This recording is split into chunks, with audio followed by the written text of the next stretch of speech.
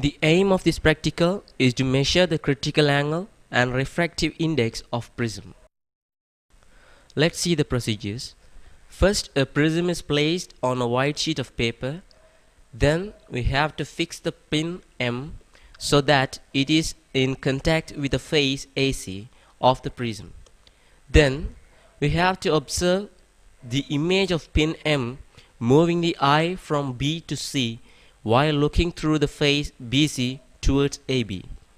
When the image of the pin M just disappears, another two pins X and Y has to be placed so that they are apparently collinear with the image of pin M.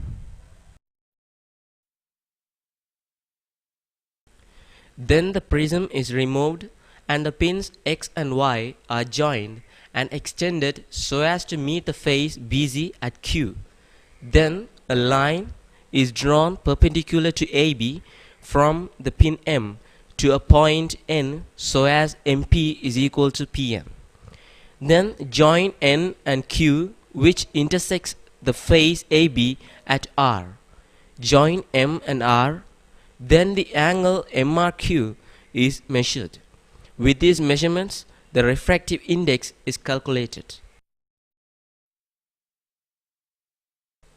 Through this practical, we have developed our knowledge to determine the critical angle and refractive index of prism.